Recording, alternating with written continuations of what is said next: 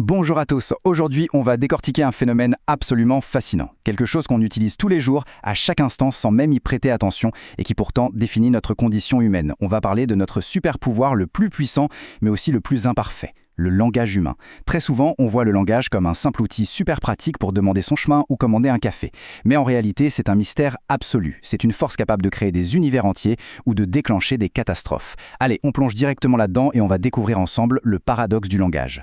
On a tous déjà vécu ça, pas vrai? Vous avez une idée brillante en tête, un sentiment super complexe, profond, et au moment d'ouvrir la bouche, impossible de trouver les bons mots, ça sort mal.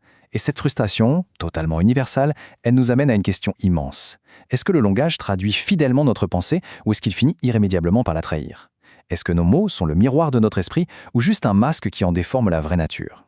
C'est le grand mystère qu'on va essayer de résoudre. Pour bien comprendre tout ça, on va procéder par étapes. 1. On va définir ce qu'est vraiment le langage. 2. On regardera les limites de la communication animale. 3. On rentrera dans le grand débat, traduction ou trahison. 4. On parlera du pouvoir littéralement magique des mots. 5. De leurs dangers concrets. Et enfin 6. La quête d'une potentielle solution. Alors, première étape, qu'est-ce que le langage très concrètement? À la base de la base, la communication, ça demande 4 éléments absolus. Un émetteur, un récepteur, un message et surtout la capacité de décoder ce message. Et le truc fou ici, c'est que nous les humains, on n'a absolument pas le monopole là-dessus. Dans le règne animal, la communication est partout. Les abeilles font des danses hyper complexes pour indiquer la direction exacte du pollen. Les baleines, elles émettent des chants élaborés qui traversent des océans entiers pour partager des infos. Donc si les animaux communiquent aussi bien que ça, qu'est-ce qui nous rend si uniques? Eh bien, ça nous amène à notre deuxième point, les limites de ce fameux langage animal. Le célèbre linguiste Émile Benveniste a pointé du doigt un contraste frappant. Prenez la communication animale, comme la danse des abeilles. C'est très souvent visuel. Ça exige la lumière du jour. S'il fait nuit noire, le système s'effondre totalement. C'est un trait purement biologique. Nous, en revanche, on utilise une voix articulée. On peut se parler dans le noir absolu, ou même à travers un mur. Notre langage n'est pas juste un instinct biologique, c'est un héritage culturel géant qui explose les barrières physiques. Et pour aller encore un peu plus loin, il faut comprendre une distinction cruciale expliquée par Jean Piaget. C'est la différence entre un simple indice et une véritable intention de communiquer. Imaginez un ciel rempli de nuages bien gris. C'est l'indice qu'il va pleuvoir. C'est naturel, mais le ciel, il n'a aucune intention consciente de vous envoyer un message. Pour qu'il y ait un vrai langage, il faut une volonté délibérée de transmettre une information. C'est là que notre son articulé prend tout son sens. Et ça illustre parfaitement l'analyse d'un autre linguiste, Claude Agege. Pour lui, il y a une différence vitale entre symboliser et signifier. Les animaux, ils symbolisent, ils utilisent des signes fixes, concrets, liés à ce qui se trouve immédiatement autour d'eux. Mais nous, on fait appel à notre intelligence conceptuelle pour signifier. On prend des trucs totalement abstraits, des sons, des lettres, pour créer des messages sur des choses qui n'existent même pas physiquement devant nous. L'animal répond au présent, l'humain invente des concepts. Ce qui nous propulse au cœur de notre troisième point, le grand débat philosophique, traduction ou trahison. On a donc ce super outil conceptuel, mais est-ce qu'il fonctionne vraiment bien? Ça, c'est le grand ring de boxe de la philosophie, avec deux camps bien distincts.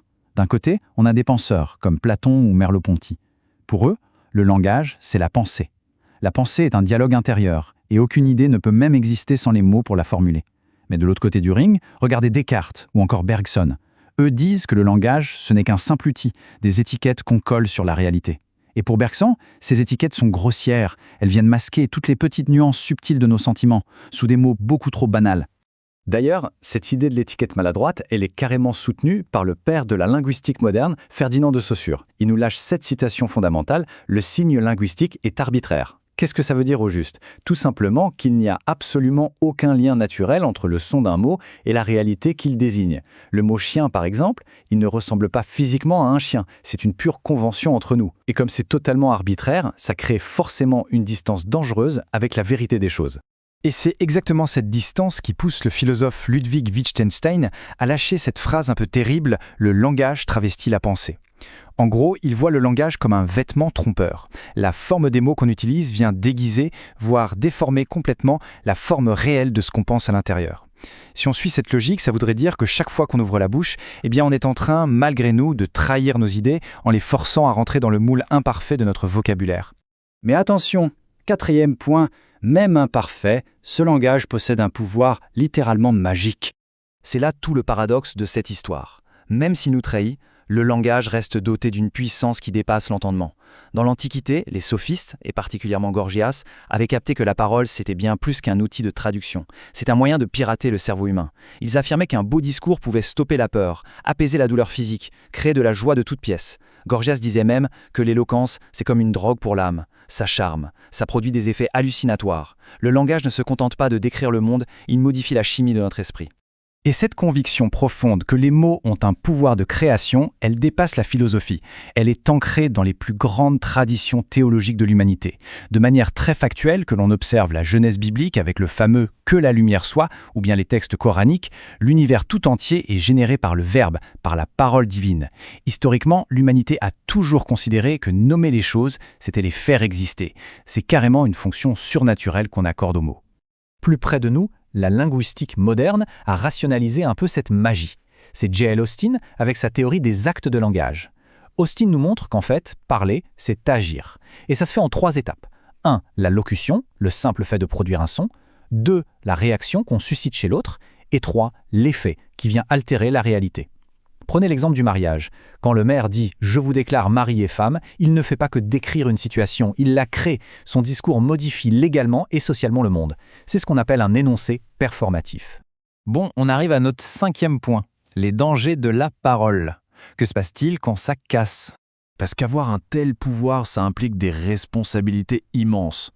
Et quand cet outil imparfait subit une défaillance, les conséquences peuvent être dramatiques. Prenez cette anecdote historique glaçante autour du mot japonais mokusatsu. C'est un mot polysémique, il a plusieurs sens. Il peut signifier s'abstenir de tout commentaire ou bien ignorer avec mépris. À la fin de la Seconde Guerre mondiale, face à un ultimatum des Alliés, le gouvernement japonais a utilisé ce mot. Eux, ils voulaient dire « on n'a pas encore de commentaires », sauf que ça a été traduit et perçu par les Alliés comme un mépris total. Une simple erreur sur un seul mot qui a directement précipité la décision du bombardement atomique d'Hiroshima. Ce drame historique illustre à la perfection l'avertissement du philosophe Helvétius.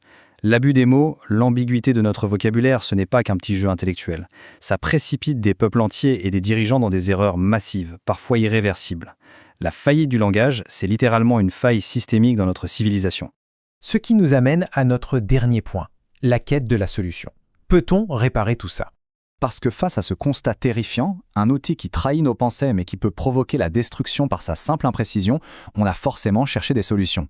Sauf qu'elles ont toutes échoué. Leibniz, par exemple, a rêvé d'une langue mathématique universelle, sans aucune ambiguïté, où au lieu de débattre, on calculerait la vérité. Mais c'était beaucoup trop rigide pour la vraie vie.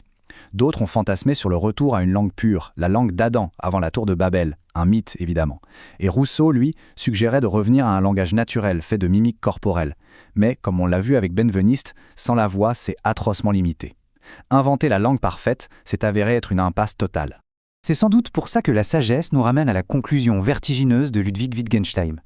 Puisqu'on ne pourra jamais tout exprimer parfaitement, puisqu'il aura toujours des failles par lesquelles la vérité s'échappe, il faut savoir accepter ses limites. Il disait « ce qu'on ne peut dire, il faut le taire ». Parfois, essayer de forcer l'inexprimable dans des mots trop grossiers fait plus de mal que de bien. Le silence n'est pas forcément un échec de la communication, c'est parfois la plus belle forme de respect face à la complexité de ce qu'on vit.